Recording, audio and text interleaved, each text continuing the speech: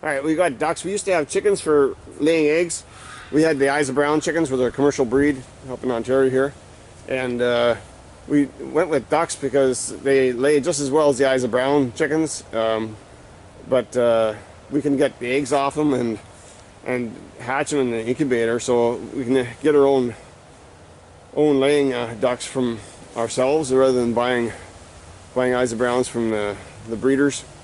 And they also can be free range. The chickens, if you free range them, they'll destroy the gardens like you've never seen. They'll rip them apart, like, I mean, obliterate your gardens and your vegetable gardens and your flower gardens, just everything. They're just but these guys are pretty good. They don't really mess too much with the garden. A little bit, but not too bad. But they don't rip anything apart. And then they just eat all day, and so they can forage for a lot of food. We feed them the layer ration for chickens, so they get the calcium and all that. But then we keep them in the calf hutches. I don't know if you can see them back there. You can just move over and see them. But we've made a mixture of breeds, so we've bred runner, duck, and what are the other breeds that we... Yeah, so 3 of those guys there, those ones there, those are a Khaki Campbell and Ancona cross. That one there, that's a Peking and Ancona cross. And those 2 are actually 3/4 Buff Orpington, with a little Ancona in there. Yeah. The Pekings are really noisy though.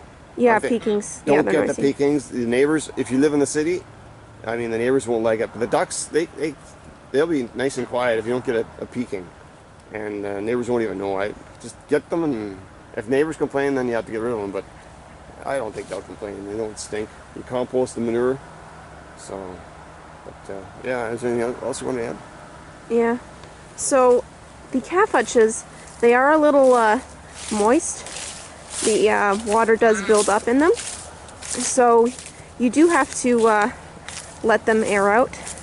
In the winter it does get to be a bit of a problem, but if you let the door just sit open, sometimes especially on warm days, you can let that moisture out.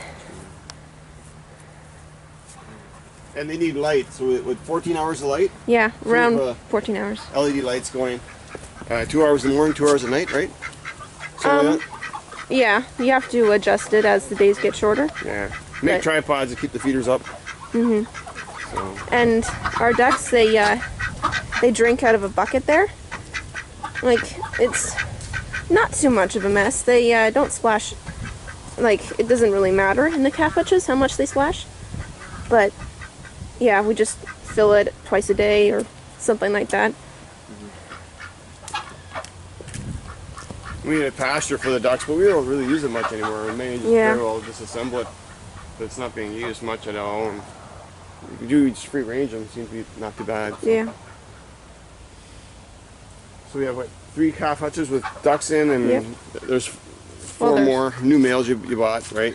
2 males and 2 females. Yeah, always you don't want to interbreed, so you got to keep the fresh stock so they can lay eggs and produce young that are unrelated. It's funny how she just sits on top of that box. What we do with these calf hutches is we level out the manure and raise the calf hutch up. And so this one we'll have to do the same. We'll just level out the manure, make it wider so the calf hutch can actually sit on it, and then it'll be higher then. And then they compost the manure. The manure is composting underneath the calf hutch. So that seems to be working not too bad. As far as smell though, in the city you can get a little bit of smell from the calf hutches, so I don't know how it would work.